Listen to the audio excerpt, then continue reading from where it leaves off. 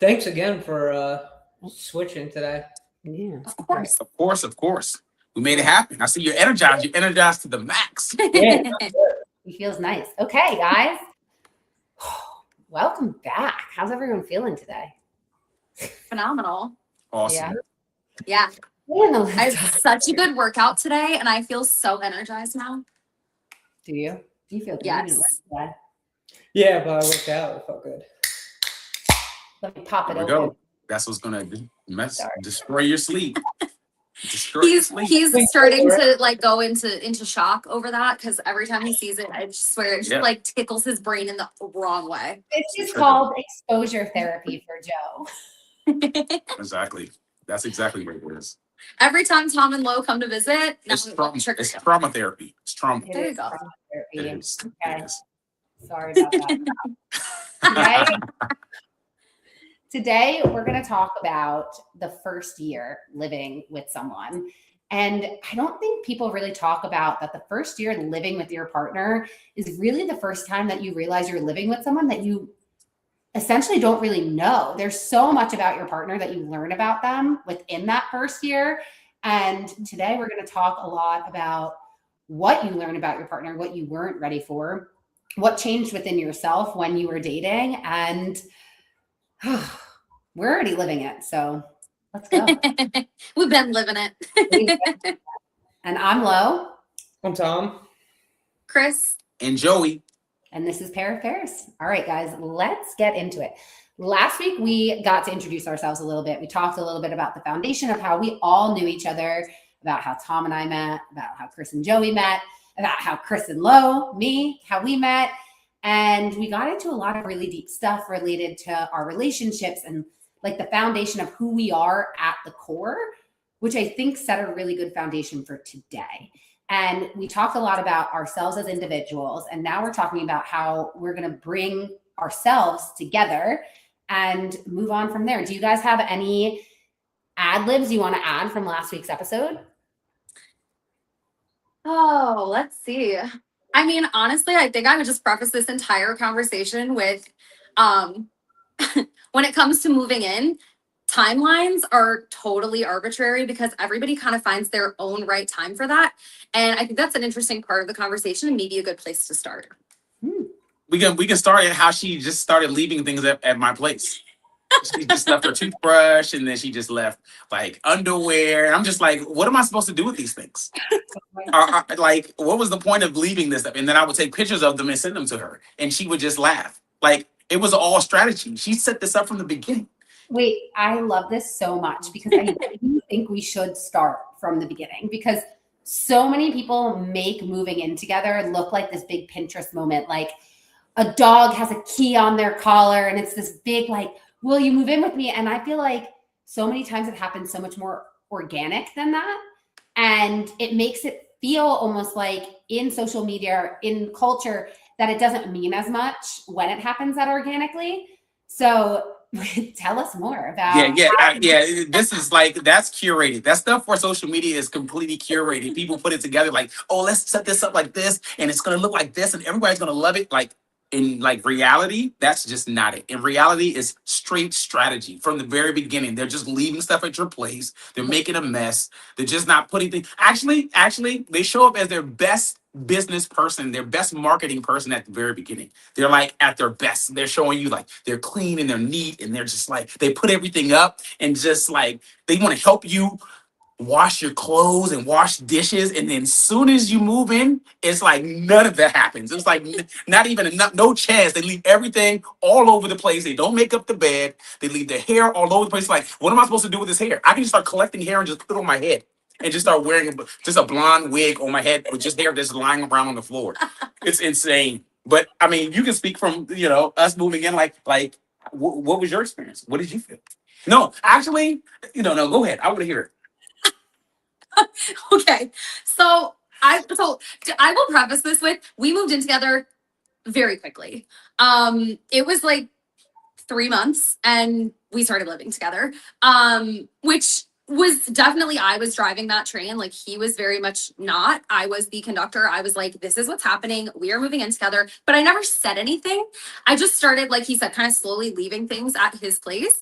And I didn't really even notice that he noticed until he started sending me photos, and he'd be like, hey, did you mean to leave your toothbrush here? You might need that. And I was like, oh, I have two. Don't worry about it. It's fine. Or he would send me like a picture of like underwear or something. He'd be like, did you mean to leave these here? I was like, I'll wash them next weekend. Like, it's fine. I'm not worried about it. And then it got to a point where, did you mean to take all of my stuff out of my side of the closet and just throw it on another side, and then you just took over that side of the closet with all of your clothes? I just started Is that where they slowly belong? adding things to the closet, carving out my side. I mean, Enough of us. It's you guys. I want to hear your stories. Let's go. I don't think we got the full picture there. I don't know. so I guess to all that to say, like, it wasn't formal. Like, it just kind of slowly started, like, trickling. My things just started trickling over to his place. And then from there, once I was, like, off of work for the summer, because at the time I worked in the schools, once I was off of work for the summer, I was like, and I'm here. I'll be here all summer. Lauren, she lived with you. You should know. She just started to disappear. Like, what happened? You can tell it from your end. Yeah, no, we knew. They knew. Kristen was there one weekend. Girl, let's do this. Let's go get coffee at 6 a.m. Let's watch the sunrise. And then I was having a funeral and I never saw her again. She moved back to DC, was gone, would come back to like grab some clothes once in a while. And that was the end of it. It was fun. Peace. And she was like, and I'm moving back. I was like, okay. I know. But there was a gap between that because I was there for the summer and then I was back for the school year. So we were doing long distance. We have done long distance intermittently throughout our relationship, but we can jump into that later. So how did it work for you guys? Was it formal? Was it not? No, she just kept asking me to stay over. And then when I would say I'm going home, she'd get mad. I'd say, oh, you want to leave? Why do you want to leave? You could just stay. Our dog is about to knock us over. Hold on. He's done with this. I gotta get over the cords. Oh, he did it. He went for it. He's a mess. Yeah, so I think kind of here he is. This is King. There he is. He's our fifth wheel. He just needs to be a part of it. Yeah. Excuse you. He just burped. Yeah, I think that it just happened pretty organically. Tom then needed surgery pretty early into our relationship on his knee. No, I don't. No, I wouldn't start there. Oh. Because Get away. No, because in the beginning, you were living in a different place than you moved into the second place. Mm-hmm. And that's kind of when we started to really like live together. And it was at the first place where it was kind of like I would stay over all the time and do all those cleaning dishes and laundry and stuff like that. So I kind of, maneuvered my own way in there. I think from my perspective, like Tom lived with his parents at the time, so it just like organically made sense for him to be at my apartment. I moved into a bigger apartment when I moved, kind of knowing that this was going somewhere where we needed space. I have a lot of stuff, and I knew that I wasn't going to be able to like go from the apartment being my apartment to the apartment being our apartment. That was going to be really tough for me to like switch that in my brain. So I knew I needed a new apartment where him and I could kind of like start fresh together so that there was none of that like, well, this is where I put this, or this is where this goes. And it would allow me to be a little bit more flexible having someone else in my space, I would say. And when he moved in, I kind of gave him like the one little corner of a closet that like any of his clothes. And he was like, this is what you're giving me. And I'm like, yeah, I mean, if you need to switch clothes out, you have clothes at your parents' house. Like, It wasn't a closet, it was a little drawer. I got a little drawer. I got a nightstand drawer. Just enough so you could have some clean underwear. Did you? Yeah. What about the closet in the guest room? No. That's the second part. No, that's when you organize your own stuff, and then I kind of worked around it. Because I was able to keep all my stuff at my parents' Hold on, he's wheezing. instead of I know you want to just be involved. Do you hear him like groaning? High anxiety over there. Oh. Okay. He doesn't like these sessions. He hates So how long after you guys started dating did you move in together? It was pretty quick. 4 months, 5 months. It felt like we were always just living together. Yeah. It was one because like we were just really busy all the time, and then whenever we were really able to like see each other was at night. So then I would just sleep at her place. I think like officially for me, it got to, I guess for him, it felt like he was living with me, but to me it didn't, because he was never there without me at the beginning. Like we were always there together, but he would come over and like stay there. To me, the real turn of events of like living together is when he has a key and he will be at the unit when I'm not there.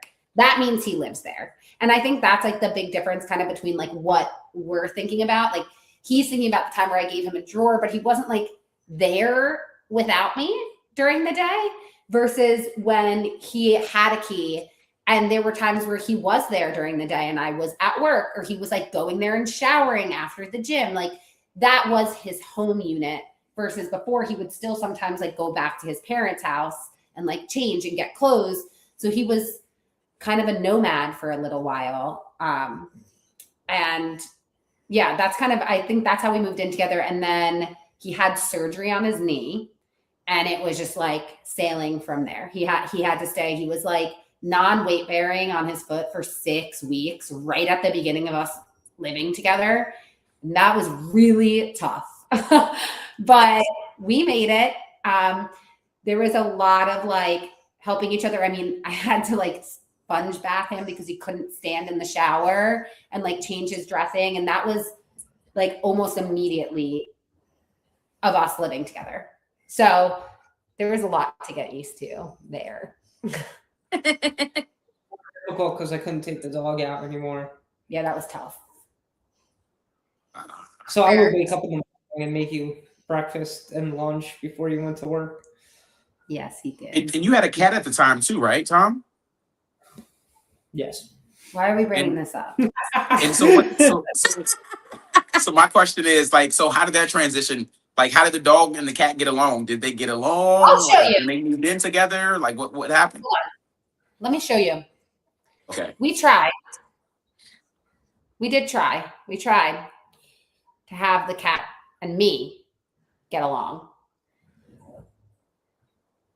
Oh no, I've seen that cat went to town on you. That cat went to town. And that's how on so- to cat. So you guys aren't friends.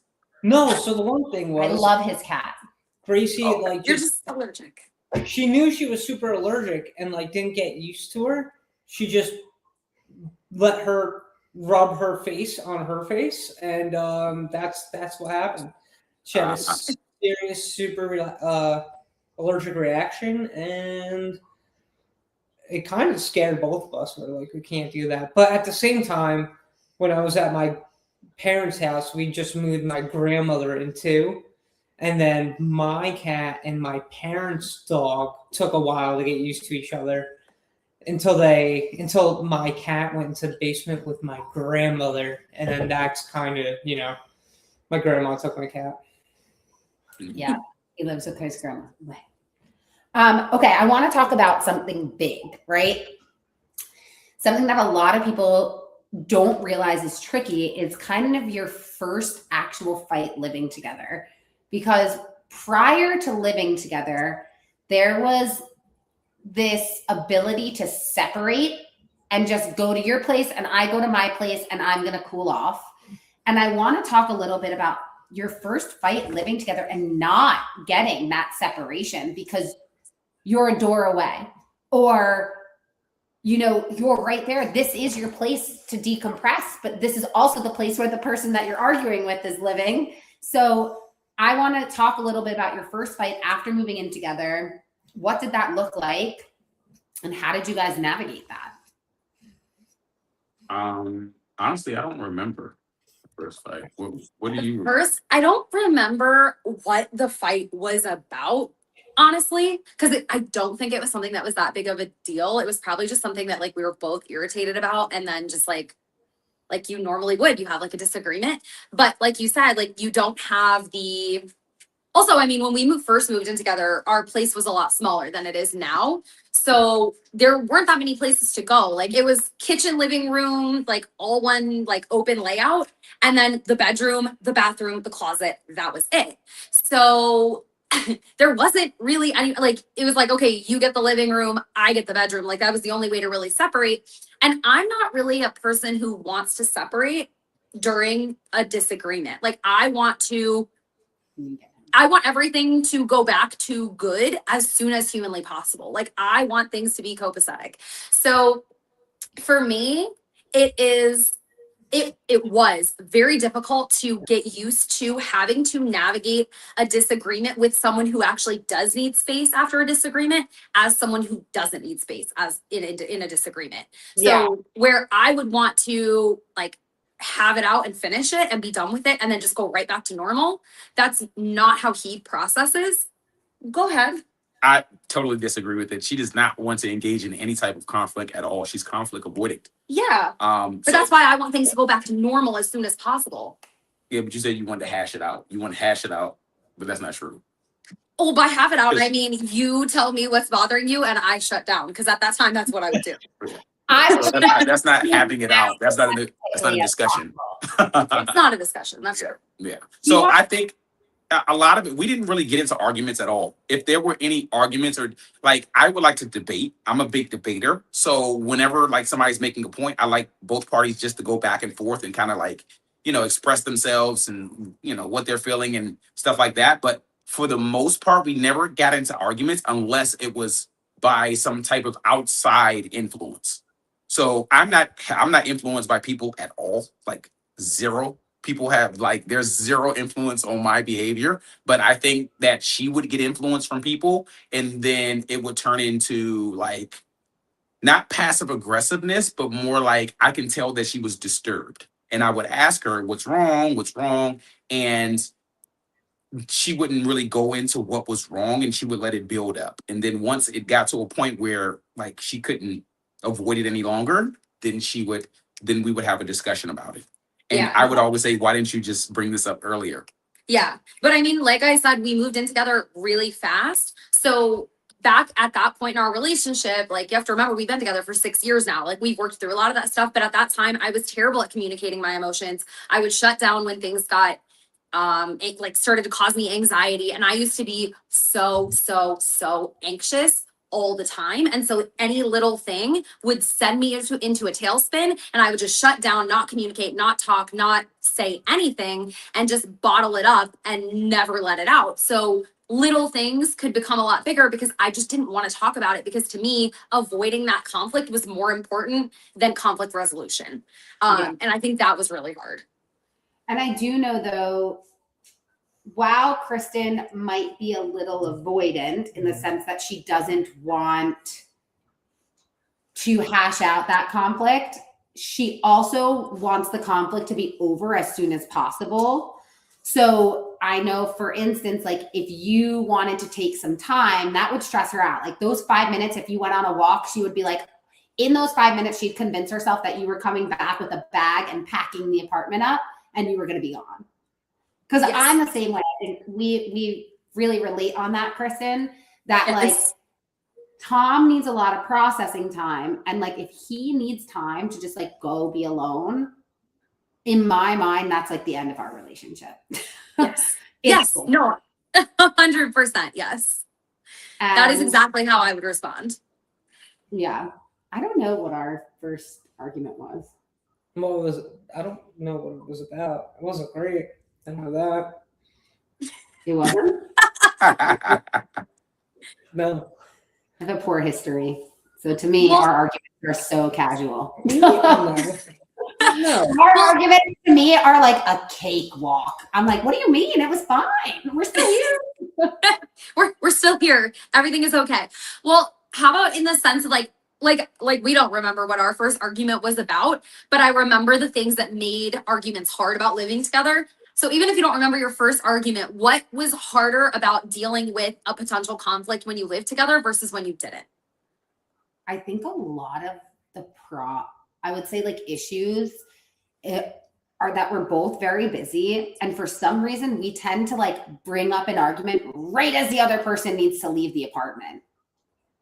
And then it feels like one of us is walking out and I'm just like, I gotta go to work. Like, I can't do this right now. Or he's gotta go to work. So like, I feel like that's really tricky because when you live together, you can talk about stuff and bring it up in the morning while you're getting ready versus when you're not living together, like you're not having that conversation until later in the day.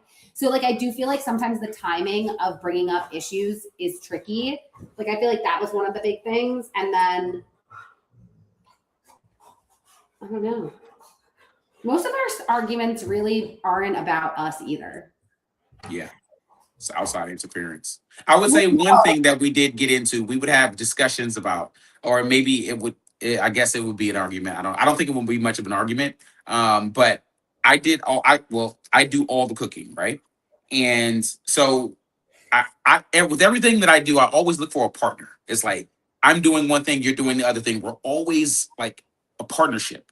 And some things are just intuitive. So if you're aligned with your partner and you're connected with your partner, you should believe that whatever your partner is doing, if they're leading the way, like you're right there behind them and you're supporting them along the way. So one thing I do all the time, I cook. And because I cook, I expect the person that is enjoying this delicious meal to clean up after us. And that was not happening. So that would turn into a disagreement, and not necessarily a disagreement. It would just be me like seeming like I'm I have a problem. Like, hey, look, the dishes aren't clean. The dishes are still in the sink. Are you going to get to that? Are you going to clean the dishes? But I have an issue like seeing a messy place, so I would do it, and then that would cause resentment, and then I would be like I don't know. It was an issue, and I would address it. And if it wasn't like done, then like it would cause an issue down the line because I would just be upset and feel like I'm not appreciated.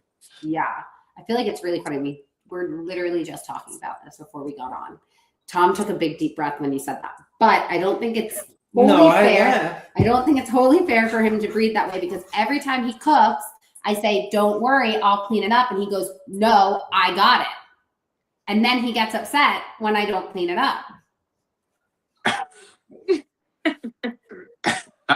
Communication is key. That's one of the things that we have that timeline issue.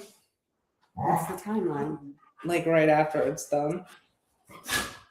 What do you And mean? then I like it to after you're done eating, you go and clean. And then like certain things that you want me to do, and I don't do it on your timeline. It's like sometimes we'll eat. Sometimes we'll eat, and I'll have to go to the bathroom, or I want to take a shower. So then I'll tell him, like when I'm getting in the shower, please don't clean that up. I'll do this when I'm done. He's like, no, don't worry, I got it. I got you. Yeah. So one thing because that was also that was literally the exact same thing. Like it's not that I would just want to leave dirty dishes everywhere, but I was going to do it on my own time. Like not necessarily. And for him, seeing the mess is enough for him to just go do it. And so, right. I mean, you would say that's fair. I agree. Yeah. Yeah. So one thing that helped us is we made an agreement. I said, like, I am not going to necessarily clean it up right away after you finish cooking. If I'm available and free, then I'll just go ahead and do it. But I need a little grease from you. So how about this? Like our agreement is as long as I have the kitchen cleaned up before we go to bed, fair game. And that works better because then I know the expectation is pre going to bed, I'm going to clean the kitchen. So we both wake up to the clean kitchen. Love it. But it gives me a little leeway with the timing in case there are a few other things I might need to take care of in the meantime. And that has worked extremely well. It has. Even though the other things that she has to take care of is scrolling. That's okay. Sometimes I just need to burn my brain a little Yes, bit. yes. And you get your, and I think a lot of it is just like she just wants to hang out. We're like we're hanging out. So getting Yeah. up and doing dishes and stuff like that, that takes away from that time, that quality time that we have together, like hanging out. Yeah. And I mean, since Absolutely. quality time is so important to both of us, like Yeah. sometimes after dinner when you're sitting, relaxing, whatever, yeah, the dishes are still sitting there, but you're like having a good time. You're having a conversation about your day or something else. And like, sometimes you don't want to interrupt that flow of conversation or that time with your partner to get up and clean the dishes. And then you're like, oh, well, now I have 5 million other things I should be doing. Let me take care of those while I'm up. So yeah. No, I agree. We just talked about that. Like we do definitely have different expectations, which is so funny because if I'm cooking, the kitchen is clean before we're sitting to eat. I clean the kitchen while I cook. So everything's gone in a way. So we also just like have different versions, but I love this conversation. I want to transition us a little bit, if that's okay, to something a little bit more lighthearted. What is a habit that your partner has that you genuinely did not expect them to have when you moved in together? Go ahead. No, go for it. You go first. Oh, okay. So, this is so stupid. So one habit, okay. So this is like a twofold answer that I wasn't really expecting. So he is such a tidy person.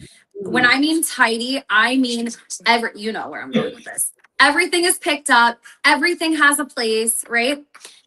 I joke that he is a closet hoarder. Okay. And when I say a closet hoarder, I don't mean a hoarder in the sense that like he keeps everything that he's ever received or anything like that. No. Specifically, when it comes to bathroom things, and this makes me insane. I love him so much. This makes me nuts. He will use shampoo down to about that much in the bottle. That much. Okay. And then rather than finish the bottle and throw it away, we replace that bottle with a brand new full bottle of shampoo. And then we hoard those little bottles of shampoo with this much left under the bathroom counter. Under the bathroom sink. Mm-hmm. Yep. So when you go under there, you will find probably 7 different conditioners with about that much in them. Same thing for shampoo, same thing for lotion, all just a little bit left. And I just say, babe, why don't we go ahead and finish off the bottle so we can throw it away and we don't have to keep it? Do you know what his answer is? What if he wants to use it again? Oh, his answer is better than that. Oh, What's your God. answer to that, babe? Why do we have to keep those? Just in case we run out of the other ones, we have a little bit left. What? What are you talking about? We can buy more. That's why we have a whole nother one sitting there ready for you to open when you're done with the first one. Not when there's this much left in the first one. No. We're going to save this much of 7 bottles in case, God forbid, someday we are no longer able to get on Amazon and order more. So there you go. Logical. I like it. I get it. Because it makes keeping it organized insanely difficult. Oh my God. Opening the cupboards, like I want to die. I'm like, our place is spotless, but you open a cupboard and there's a whole bunch of shit under there. Oh my gosh. I know what Tom's is. I was very surprised about the glasses on the bottom shelf compared to being on the top shelf. What do you mean? Oh yeah. Does that bother you? Because she can't reach the top No, shelf. it didn't bother me, but I've never seen that before. Yeah, she can't reach the top shelf, and I don't want her to try to reach them and drop them and they break. That makes that's sense. so sweet. Hold Very on. thoughtful. No. He knows this is short people problems. I am so short that it would be impossible for me to get things down. Oh my gosh. I'm just solution oriented. You are. Mine. I know what it is. Not flushing the toilet. Okay, fair. Oh my goodness. Well, I no. haven't. Let me explain about this toilet situation because it was never like that until we just moved into this apartment. It was like a petri dish, like a little petri dish. It's only number 1. It just started. Oh, okay. It's only number 1. Our toilet is so jarring, the sound of flushing it, that it genuinely makes me jump every single time. And I have to like be ready, like it's so loud that I mentally have to be in a safe mind space to flush it. Wow. I'm not kidding. It is really loud. It is so loud that it dysregulates my body. So like it'll echo in my head for hours. Like I literally can't flush a toilet because it scares me. I feel like you should get that checked. Mhm. I don't think that's normal. No, it's like one of those toilets that doesn't like it. When when you lift the lid, It doesn't, it's a and then it waterless has the tank. water. Yeah, it's waterless, so you can't get in there unless you take it apart. Which I don't know if that would do So it, anything like, to the sound or. Yeah, I think because it's a waterless tank, it has like a vacuum, so it's like Yeah. It's like the airplane. It's like the airplane toilet. it's exactly, but louder. And it's scared, like it's just too much. Like it was never until we got here, and it genuinely, like, my heart can't take it. So like sometimes I will wait until I get to my office to go to the bathroom now because I just don't want to deal with how loud our toilet is. And if I go to the bathroom at night or in the morning when he's sleeping, even with the doors closed, you can hear it in the bedroom. That's why you gotta shut. Wow. The door and then flush. It's bad. So that's your pet peeve? Is that she doesn't flush the toilet? Yes, 100%. Just you know why it's a pet peeve? Because I clean the toilets. And our water is so hard, so you need to keep clean water in there, or you'll get that red ring around it.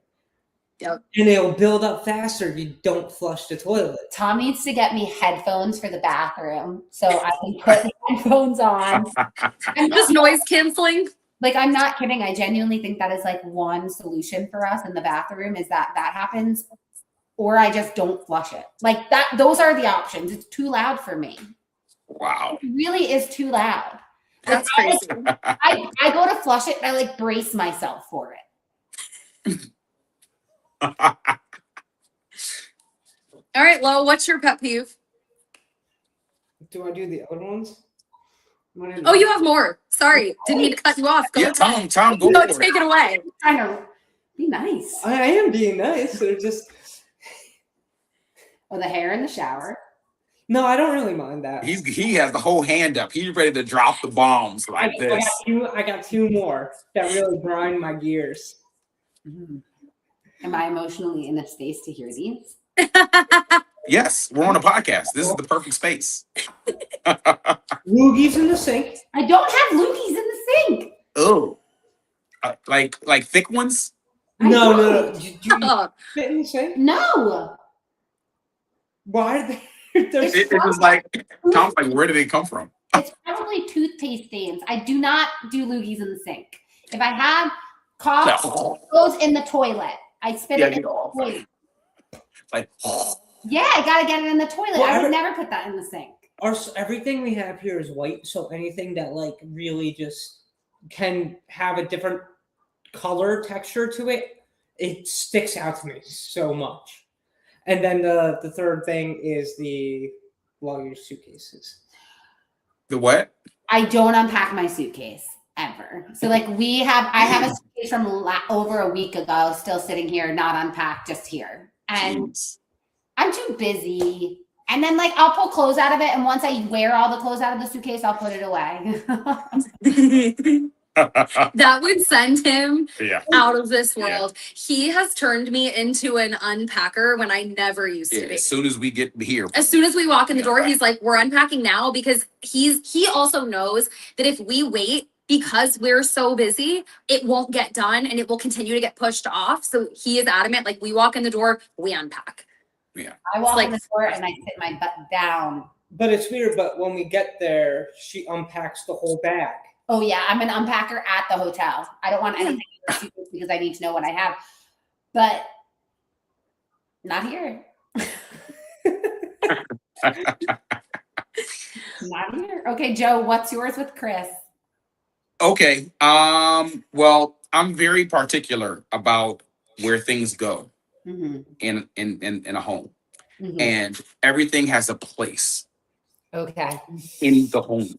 That's why you buy these things. You buy these things and you say, you know what? I want to put this right here. This looks perfect right here. You know what? I want to put that over there. It belongs there. That's where it belongs. And then Kris likes to go and just place things wherever. She likes to put them wherever she wants. And then I'm looking for them, like, hey, babe, do you know where this is? Because I know where everything's supposed to go. So I'm like, hey, babe, Do you know where the toaster is? Not that we use a toaster. That's just an example. Do you know where the can opener is? Do you know where like the lime squeezer? Do you know where anything is? Do you know where all of the things are that I know exactly where they're supposed to be and they're not there? And she's like, no, I didn't move it. I'm like, babe, you moved it. And then I go over to a place where she talking about me hoarding things, where she hoards things, and they're right there. They're sitting right there. I'm like, babe, it's right here. Oh, okay. Sorry. It's okay. It's okay. You know? And then the other thing is, so she likes to use, I don't know if it's FOMO. I don't know if it's just like love, endearment. She likes to use everything I use. So if it's my hair products, she wants to use them too. If it's my like comb, my special lotion, my anything that's mine, she wants to use it too. But I use my things sparingly. I use little small amounts, and all my stuff lasts for a long time. Where like I used to have coconut oil. My coconut oil would last me for months. Now it lasts me 1 month, and I'm like, babe, we need to get you your own. And you can have the same thing I use, but I'll get you your own, so you can use yours up in a week like you always do, and I can like hold on to mine, and mine will last me for months. But it's And not yours. She doesn't want it. It's not mine anymore. So like things that don't like my hair products. Like she uses my hair products, even though they're not good for her hair because we have different hair. And she'll use the entire thing. She'll use all of my shampoo in like 3 weeks. And I'm like, babe, this usually lasts me for months. And she's like, I don't know. I didn't even use that much. Sometimes I gotta try. And then I look at her and she's like squeezing all of it out. It's like all like a glob in her hand. And then she's like, I'm like, babe, you don't need that much. You can use a smaller amount. And then our OG products, all of our like skincare products, she just dumps them in her hand. I'm like, babe, that costs $100. That costs $100. You're just like dumping it in your hand and just lathering it on your face. You don't need that. But look at my skin. But I'm like, babe, you don't need that much. And then it's like, okay, we're gonna get our own stuff. You're gonna get something, and we're gonna see how long yours lasts and how long mine lasts. And like, what's yours is hers, and what's hers yeah, obviously. Thank you. That's not something I knew when we moved in together. I didn't know that was part of like the move-in process. It's like now you have no ownership over anything. That was your contractual is agreement when you entered into a relationship with me. Everything is ours. It's not yours. What's yours is Kristen's, and what's Kristen's is Kristen's. It's Kristen's. Yes. Yes. That's the rule. I didn't learn these things from the men. Like the men didn't tell me about these things. No. It's like I'm the same way with all Lauren stuff. Which I'm surprised because Kristen, I would think that Joe would use your stuff, but Joe seems to be a little high maintenance with his skincare products. I will clarify, the skincare products I did find, and I put him onto the skincare products, but because they are a shared commodity now, he doesn't like how quickly I like to use that, how much I like to use, but what are you gonna do? So they started out as Kristen's to begin with. Yes, because she uses mine up entirely.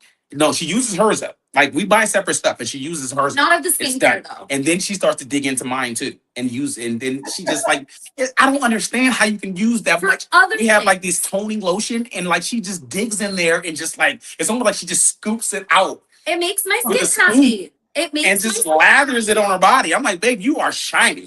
You don't need to be that shiny. You're good. Nope, I am hydrated to the max. Yes, and my skin is thankful. The skin is glowing. And you know what? You like that my skin is soft. I love that your skin. I really appreciate your glowing skin. There you go. See?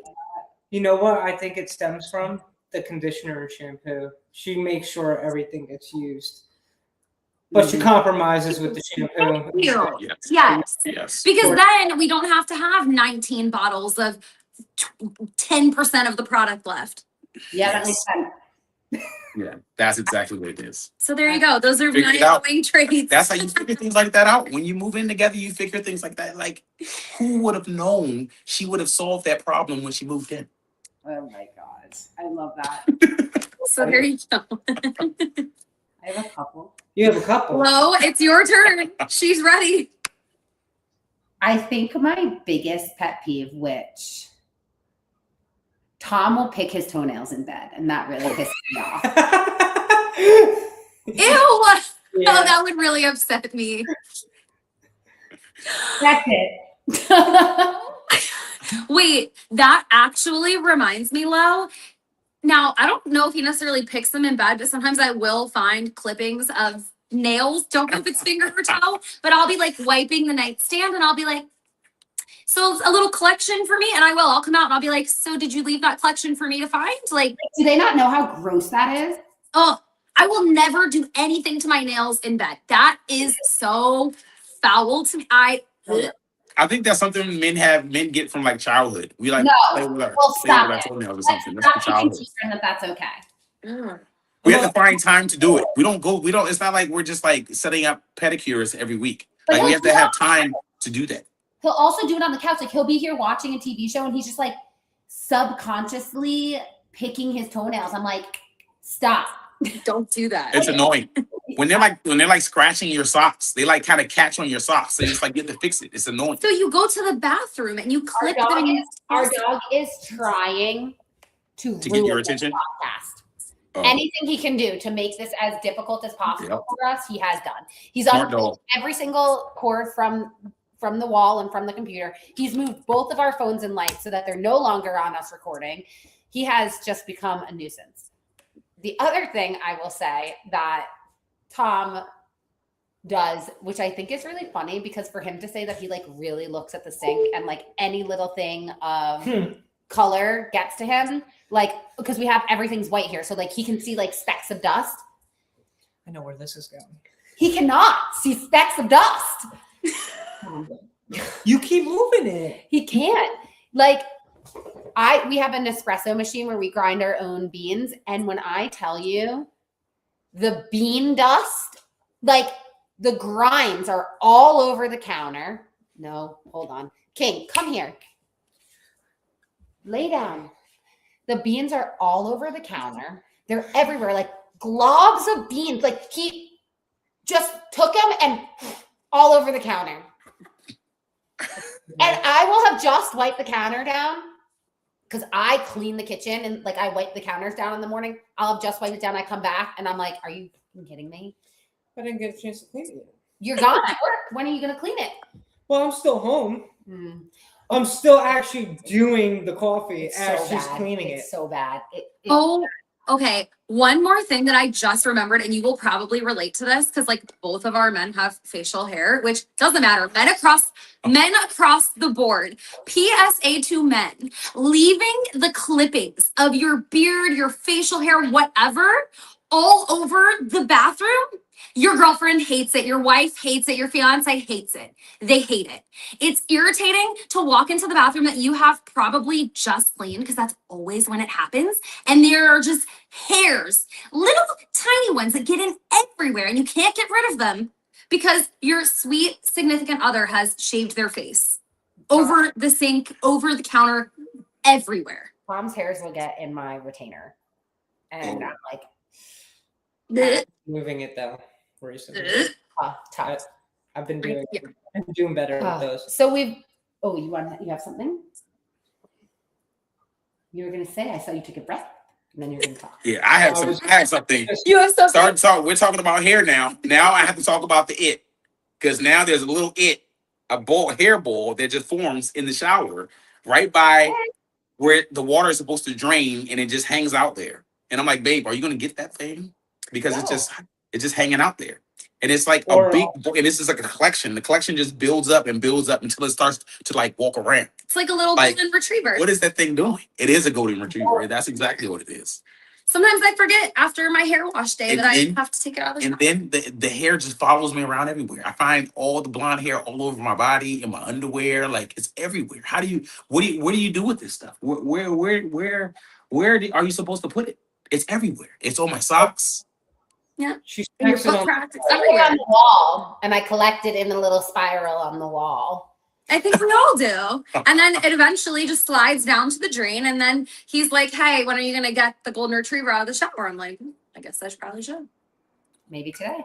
Okay. Anyway. So we talked a lot about like our partners moving in with us and things that we learned about them.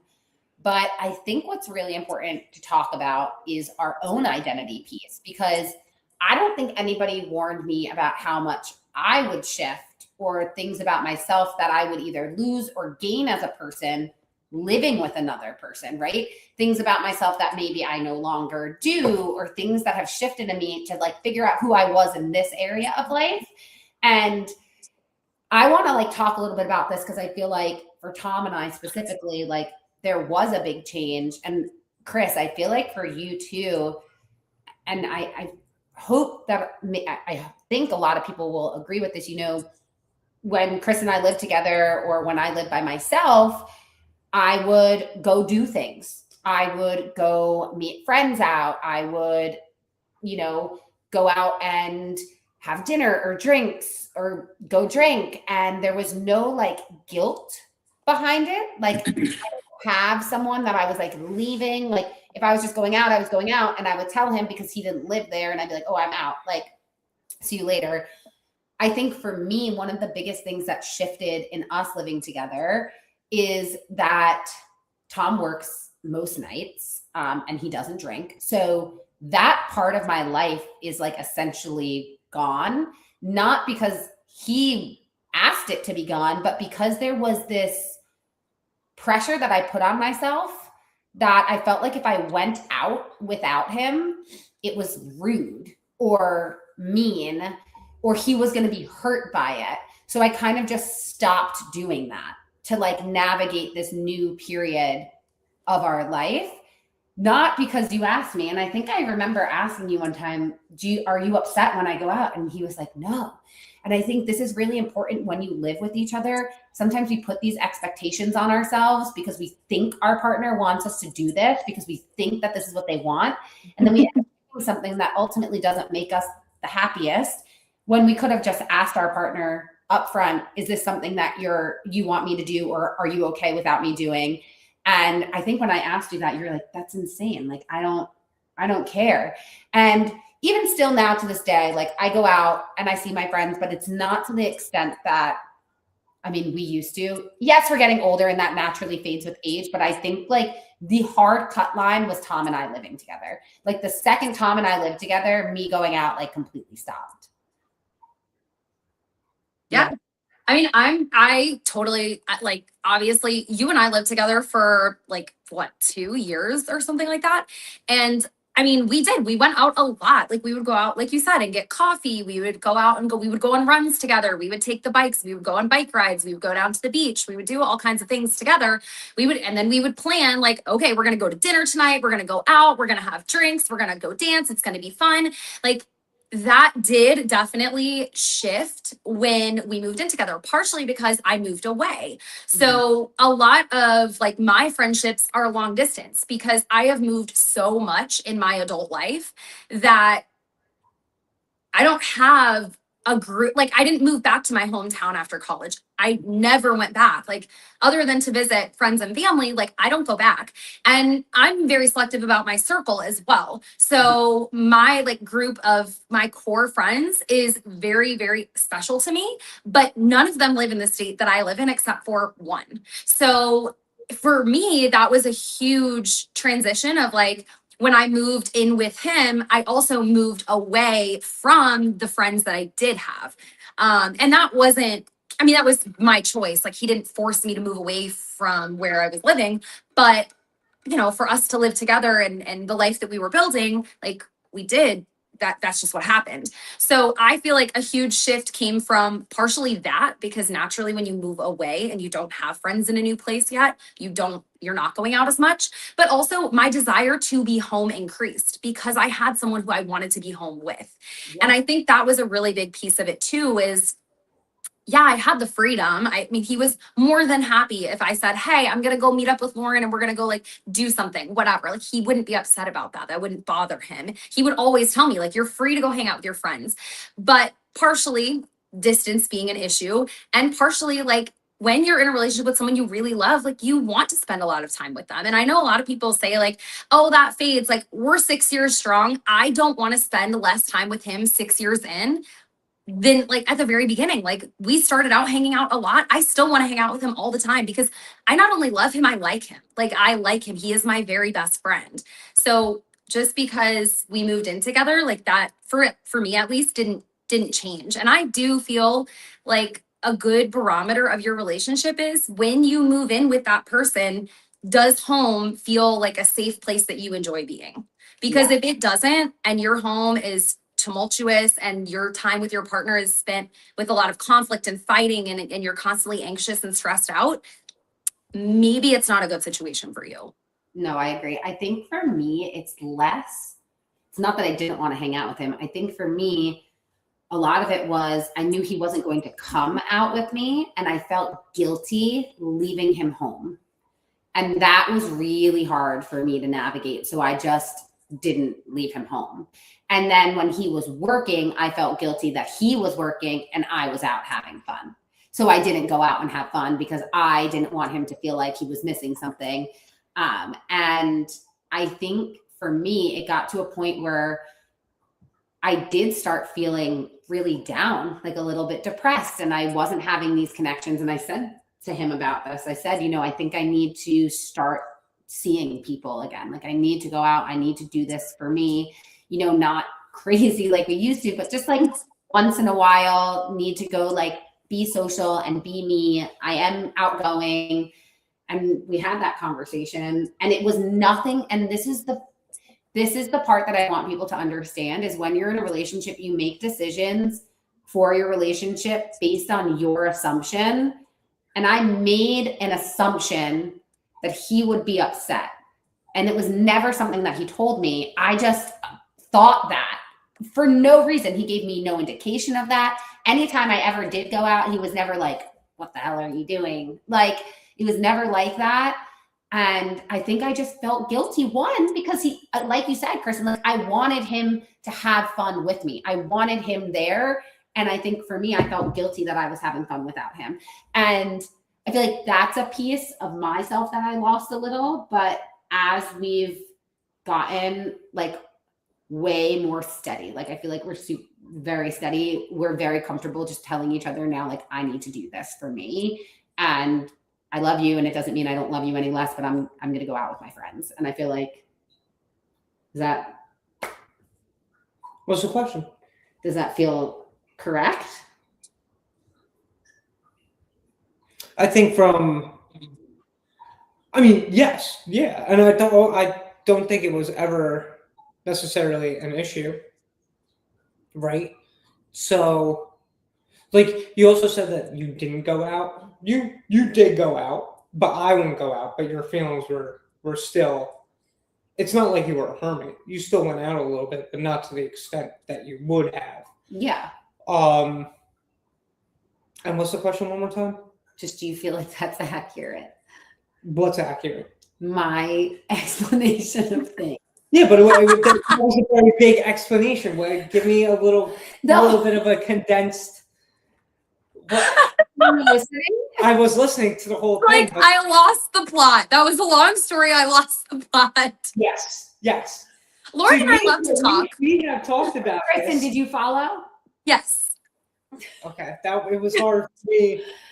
The plot was, in a relationship, sometimes when you move in with somebody, you tend to lose a part of yourself sometimes to make accommodations and considerations for your partner. And sometimes you lose a part of yourself because you're assuming that your partner wants that from you rather than you like actually knowing as you're trying to, like get together. And I was saying like a part of me was like the social part that I kind of like dropped off. Obviously, you not drinking has a big play in that because us going out together is not an option. Yeah. So I felt like I pulled back on that a lot. Like I would go out maybe like once every 6 weeks, if that. And it wasn't like to the extent because the whole time I was there, I was feeling guilty that I was out and you were at work or you were home or you weren't with me. So I was just saying, like, to the extent of you losing yourself during that relationship, do you feel like my account of me losing myself a little socially? Well, yeah, absolutely. I think you felt like FOMO and like out of place a little bit, and rightfully so. It's like you stopped hanging out with your friends for like the most part, and that's really difficult to do to appease somebody else. So it's like you're trying to appease me when I never cared. And I also did want you to have fun. Like you're supposed to be like your own person as well. You're supposed to have your friends. You're supposed to hang out with people that you enjoy hanging out with. Also, it's just good to be, you're not just stuck with just me. So you're able to get like those outside perspectives just in life. I'm not stuck with you. No, I'm just saying in this sense, it's like, you know what I mean? You were feeling bad, so it's like you're almost feeling like you're stuck with me. I never wanted you to feel that way. I just think it's good for everybody in a relationship to be able to hang out with their own friends and feel guilt-free about it. It's good to have those outside connections with friends. Do you feel like you lost a piece of yourself? And did you feel like you've gotten it back at all? Or do you feel like, I feel like right now is a hard time to ask him this because with everything going on with me and how busy I've been, I feel like he's given up a lot of himself to help support me in this very busy time. So I feel like he might say right now he's lost a bit of what he needs. No, not necessarily. I think it's been, did I have a hair? You did. Oh. No, I think it's been because from when we started dating, it was like a year into my sobriety. So it was definitely like, I was changing my whole life around too, like for myself. So I took myself out of those situations. So I really just hung out with my really good friends, but like Kristen, all my friends live in different states. Yeah. So it was more or less like I just worked. Yeah. I met friends like through work, but those were only friends at work. Like I didn't have those outside friends. And then kind of moving up here, it's kind of like the same situation where it's like still trying to build connections outside of our relationship where I can go and hang out with friends, because being able to see my friends is difficult because we all live in different states, and also just everyone's living their own life too. Yeah. So that's always been a thing. So do you feel like you lost a part of yourself at any point during our relationship?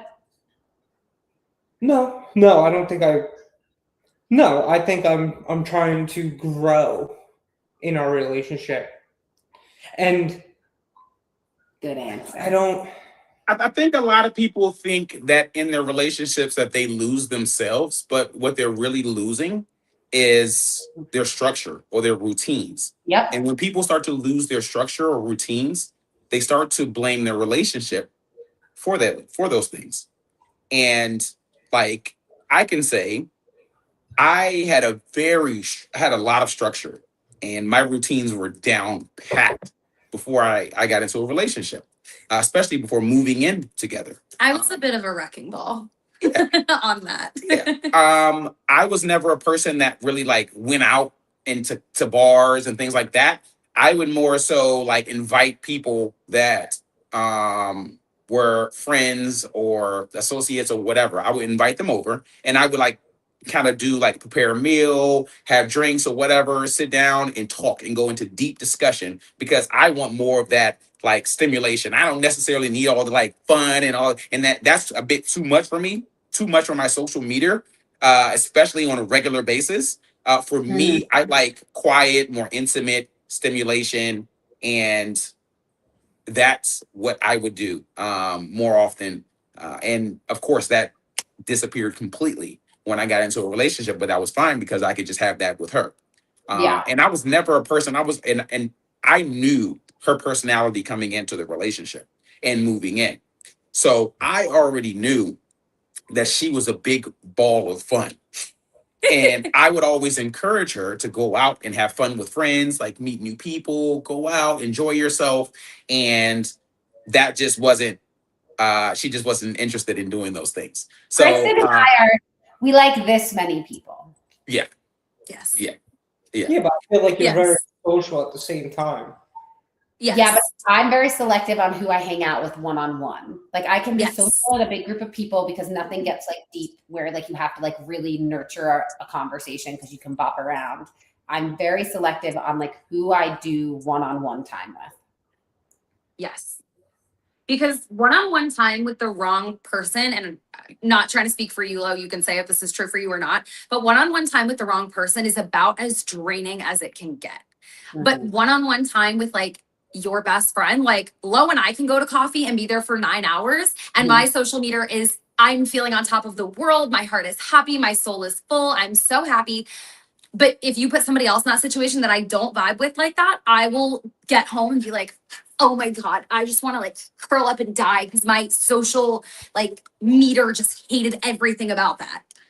Yeah, like I think if I am, it's so funny because Kris, I feel like you are the same way in this. If I am one-on-one with someone where I like clock pretty quickly that there's any sort of like judging or like indifference during the conversation, I immediately am masking and mirroring you the entire rest of the time we're out to coffee. And I am going to be exactly what you want me to be. And I'm going to watch everything that you're doing so that I'm not putting us in an uncomfortable situation. I'm mirroring your body. And that takes so much energy versus being with, and it's true though, versus like being with someone who you're comfortable with and like you don't feel like the second you walk away, they're gonna be like, what the hell? Like I can just let that guard down and I don't have to worry about it.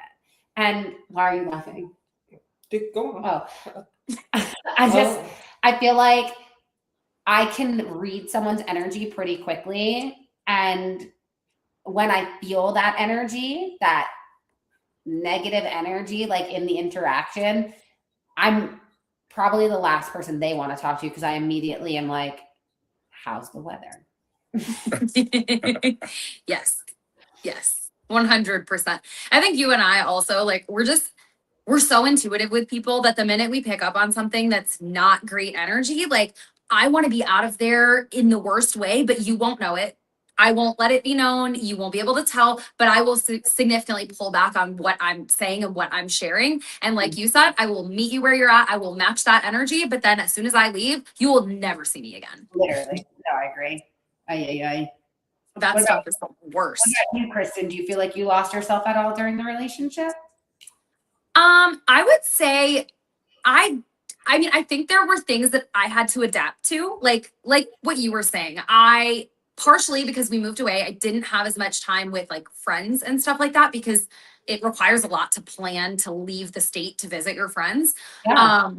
Like none of my friends live anywhere near where we were living and nobody lives. I mean, like now we're even further away, ever since we moved. So I feel like for me, I just learned that, and I don't know if it's necessarily that I lost. I don't think I lost as much as I learned. Yes, I don't go out as much and I don't spend as much time with like friends as I used to, but that is not because of him. It's more because of me. And because like I said, I enjoy being with him and I enjoy spending time with him. And given that he is the person that I have chosen to spend my life with, I do think it's important that I spend a lot of time with him doing things that we enjoy together. Now, that's not to say that having time with your friends isn't important. I mean, I flew to Ohio, where I'm from, and I was in my best friend's wedding, and I saw my other really, really good friend, like my two best friends in Ohio while I was there. I made it a point to make sure that I saw them. The same thing with like down here. I have one friend here in Miami and we are friends from graduate school and we have a once a month wine night. And for me, that really like, it helps me because it gives me a night to have time with my friend, but it doesn't feel like so much that it overwhelms my schedule. And I think my schedule used to definitely revolve more around like going out and being social and like doing all of those things. And as I got older and more stable in a relationship, a healthy relationship, emphasis on healthy, those things were not as exciting or fun anymore. And I think they kind of just lost their draw. Like I love to dance and have a good time, but I'd so much rather be doing it with him than I would be doing it by myself. And I have to say, like in this conversation, we are so lucky that we both found men who are so secure with us that they don't try to change us from who we are, and that we chose to make those adaptations because it was never forced on me by you. And based on like what you guys were saying, it was never forced on you by Tom. He was not afraid of you going out in public and being this like cheating girlfriend. And same with him. He has never made me feel like he doesn't trust me to go out and handle myself appropriately. And I think that's something that like, kudos to both of you guys for being good men, because not every girl has that. And Lauren and I have both experienced men who were the opposite of that, who wanted control, wanted to keep us hold up so that they never had to worry about anything happening. And that is not healthy. And I think it's so important to say that, because I don't think I knew at the time that that was so bad and so prevalent. But now, being in a healthy relationship with someone who trusts and loves me and wants me to be happy, it's such a different vibe.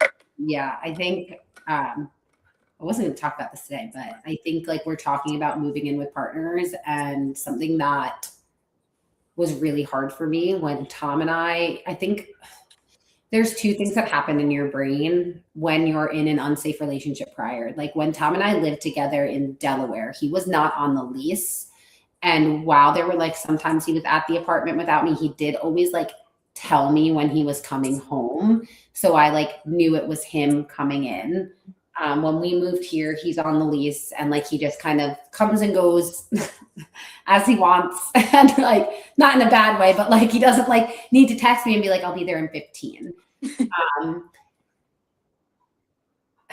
And something that was really hard for me was at the beginning of us living together, when I would hear the keys in the door, I would run and hide in the closet. But I didn't know I was doing it. I like almost blacked out, and I would like come back to, and I would be in the closet, and I'd get embarrassed, and I'd be like, what the fuck am I doing in here? And then I would stay in there because I was so embarrassed. Like, how the fuck am I supposed to get out of here? So then Tom would like come see me, and I'd be like, boo, I was scaring you. And he's like, what the fuck? And I think it happened like a couple of times. Like there was one time where I was like standing at the counter, and the keys went in the door, and I like dropped below the counter, and I was like kneeled below the counter, like hiding. And it, again, you like come to realize that you're like safe and that you don't need to do this anymore. And I would like pop up, and then eventually, obviously I had to tell him, like, if, through therapy, I have a therapist, and she, in case anyone's it's okay. She basically said that is like a really, obviously I was in a really unsafe situation, and that's like a big trauma response of like my body is reverting back. And that's a PTSD response of hearing keys and just like going to hide. And I had to tell Tom that if I pretend that I'm scaring you when I come home, I'm not scaring you. It was really embarrassing for me to tell him because I really didn't want to bring something that happened so long ago into our relationship. But I had to be like, I need you to call me out, and I need you to say like, I know that you're doing this, and talk me through it. And I think that there's a lot that goes into like living with a partner, especially if you've been in a situation like that previously, that shows up that you don't even realize is showing up because of that. Like, so when I tell you, I would be standing in the closet, and I would like come back to, and I'd be like, what the fuck am I doing in here? And then I would literally have this wave of embarrassment and like kind of sadness at the same time, that like, oh, I can't believe this is still affecting me. Like and then, I don't do that anymore. Yeah. So I think that it's like really important, things are going to come up when you live with someone, that you need to be with someone who can like help you. Do you think that's why you don't really say hi when I come home? What do you mean? You think that I do it subconsciously? Now, it's true. If I'm in the bedroom and I'm awake and he comes in, I wait until I can see him in the door before I say hi. So maybe, yeah, it could be another way of me like gauging. I'm constantly, this is something I work on, but I do constantly like gauge people in front of me. So I guess Would you 'Cause- like me to yell, hello? Yeah. Okay. No, it's because like I think you have this thing where you want me to come say hello to you when you're doing like when you're already home. Yeah. But it would be nice to have that flip side too, being like, oh, I'm the one coming home. It would be nice for you to like want to come and say hi as well. Do you want me to get out of bed? No, not when you're Okay. sleeping, but like when you're in the kitchen and then you hide behind the refrigerator. When did I do that? Did I do that You recently? did that today. Today? Yeah. When? Whenever you're in the kitchen and I come in, it seems like you stay in the corner. Maybe we're I was gonna say maybe she's just still maybe it's like improvement. Like we're not hiding totally, but we're hanging back. But don't you feel like Tom is your protector? Like No, that's part of a man's role in a relationship is as a protector. Can No. I inter- Yeah, go. So like I feel like when you have those like trauma responses, it doesn't really matter who it is because your body is subconsciously like putting you into that state. And then when I am home, it's okay, but it's that initial coming in. It like catches me off guard sometimes. I think this is why last week when we talked about him not telling me he was coming home early, that really set me off. Because like I don't want to be surprised ever again about someone coming into my house. And my house, my bedroom, like never again. So I think that's why like that's why I make him share his location. Like I will sometimes be like, oh, he just parked his car. Okay, I know he'll be up here in like 5 minutes. So it's more like for me to prep. But when he does sometimes come in and I'm not like expecting it, it like really jars me. I think it's hard to turn that mentality around, like how Joe was saying. It's like I am the one to protect you, but it's also like you've had a person in your life before that you were afraid of. Mm-hmm. So it's like, yeah. I think the issue is that I don't know who it is until they come in. Mm-hmm. So I just hear it and I don't know, even though I know, but I don't know because you don't ever really know until you can see them, right? Like, so yeah, I think that's, did I really do that recently? I feel like I've been holding strong because I have to fight it sometimes. Like I can feel my body like twitching to go somewhere and I have to like, there are times where I do have to fight it and I'm sitting at the computer and I can feel myself like urging to get up. And I think he comes home and he thinks I'm just a statue in my computer, but it's because I'm like frozen there. Not because I'm working, because I am doing everything in my body to stay seated in the seat at the table. Does that make more sense? yeah. Yeah, that's kind of, yeah.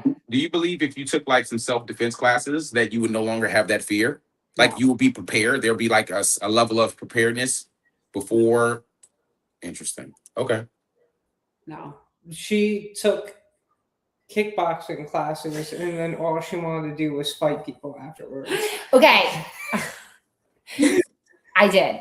But I was taking them in the morning at like 5 o'clock in the morning. So I was starting my day aggressive. So then all day I was just like, yeah, I want to get in my face. And I was getting upset and really aggressive throughout the day. So I can't do kickboxing in the morning because it just makes me want to fight people all day. But I think maybe at night I could do it. Yeah. Yeah. I don't know. I would say BJJ will probably be a better direction to go, or Krav Maga. Those directions, that's true defense. Like you will be able to defend yourself against a man. But I don't feel like it's not necessarily where I feel defenseless. Like Okay. my body genuinely, like I can feel my heart, like almost like my body's like I just like freeze. I don't feel defenseless. I feel genuinely like scared. Interesting. Yeah, you don't know what's gonna come Yeah. through the door. Mhm. Yeah, it's not like a defenseless. It's like it's like the initial like, oh shit. I feel like it's more of an emotional thing than it is a physical thing. Stop beat your ass. It's that's literally what like trauma can do. And it lives in your body. It's not in your brain. It's not like a logical process. It's like an emotion, but it's a feeling in your body. It's not like a cognitive process. Because I mean, like, you know, I guess this leads to another thing that I would say about like moving in together. If you're moving in with your significant other, share with them your relationship history, because it can be very important for them to know what triggers you, what may be difficult for you. And like both parties should share, because I mean, thankfully he's a very understanding human, because he asked me super deep, like very vulnerable questions about my previous relationships before we were even officially dating, because it was important for him to know my past, my history, because I also, I mean, Laura knows this very well, had some very unsafe, you know, situations that really like traumatized me with, you know, like past partners and things like that. And him knowing those things allowed him to be a little bit more attuned to my needs when it comes to the things that give me immediate anxiety or send me kind of into a tailspin for seemingly no reason. Because he doesn't, if he didn't know about the prior traumas, I think he would just be like, what is happening? Like, what's going on? So I do think that open conversation is super important to have before you live with someone, because that's a lot of times when you're sharing a safe space, it can start to create problems if you don't understand what actually makes that person feel safe. Yeah, no, I agree. And I think it's, I always try to think about like the cognitive aspect behind like why this didn't happen to me when we were quite literally living in the same apartment that all of that happened in. But I think it's because I had that pre-warning. Like I knew I would open the door for him. Like I think this is more just like I mean, and I want people to know that like when things, I mean, obviously I've had stuff happen, and maybe that's another podcast episode for Kris and I to, you know, all of us have had situations in our past, but I think it's important to know that like there are partners who will support you and help you grow and learn how to navigate through those things. And, you know, I think the steadiness helps me move forward, and like knowing that I can navigate this and he's not going to be like, too much, gotta go. Yeah. Feeling like too much is very, very difficult, especially like as a woman with a big personality like Lo and I have, and with some like past trauma, you know, relationship history that we both have. Like you can feel like no one is ever going to come along and show up for you and accept all of those things about you and still want to be with you.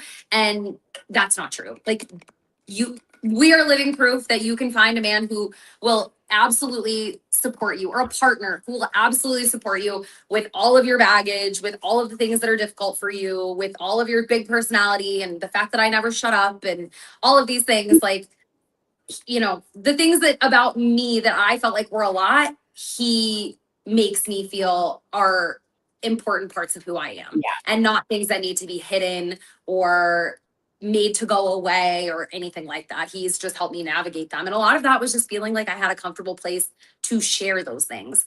And I think that's a huge piece of it. What do you think? No, I agree with you. You agree with that? Yeah. Well, guys, we threw it today. We've talked about a lot, and I want to wrap up today with, if you could go back to when you were going to move in together, and if someone could just like, you could be listening to this right now before you moved in together, what is one thing you wish someone like told you or that you knew beforehand, for people who might be listening? It's a good one. Flush the toilet. What would you say? Honestly, for me, I ask so many questions when I'm getting to know someone, and I learn so much about them, their patterns, what they love, what they hate, you know, trauma experiences, everything. I dive into everything, and I'll probably know this stuff by the end of the first week dating this person. So I don't believe that there's anything I needed to know. I think whenever I engage in a relationship, which is huge for me because I don't really do relationships, I think that I'm going into it with my eyes wide open, and like I have all the information that I need. Yeah, I like that. I don't know. Come back to me. Okay. Kris? So I would say, kind of feeding off of what he said, like ask the hard questions before you move in together. Have the honest conversations, have open communication, and be prepared that conflicts are going to happen. And I would say that the honeymoon period is a little bit reversed when you first move in together. So don't expect moving in together to automatically be the honeymoon phase. It might be difficult at first. That's how it was for us. I would say the beginning of that was the hardest. And then the honeymoon phase came after. And then that part didn't end. So it started off harder, but then it was so worth it because now, I mean, we've lived together for years and I wouldn't change it for anything.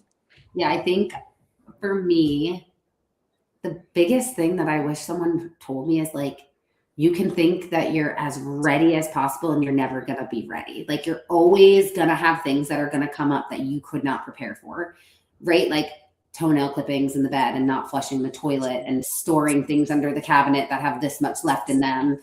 And the beard hair. Yeah, like all of it, right? So I think It's pickings, not clippings. okay, sorry, it's not picking. Very different. But I think like what's important when you move in with someone is the mindset that you're building a life together and that everything is a compromise. And I've been trying to adapt this, you know, obviously when I'm less regulated, I'm more bad at this. I'm worse at this. I don't know the direct lingo, but picking your battles in the sense of like, does this matter for our life moving forward? Sometimes it does. Sometimes you're like, no, this is like literally something I can't stand. Like leaving the cabinets open. I know that like bothers me and that bothers him. It bothers me more. But like, there are things that you're like, it doesn't bother me, but like also bring it up. Don't sit there and assume that your partner knows. So like, it's all about communication. And I feel like Joe says this and Kris says this. It's all about communicating. And in those first couple months of living together, it is so important that you over communicate about the things that are working and things that are not working so that the rest of the time you're together, it's going to be back to that honeymoon phase.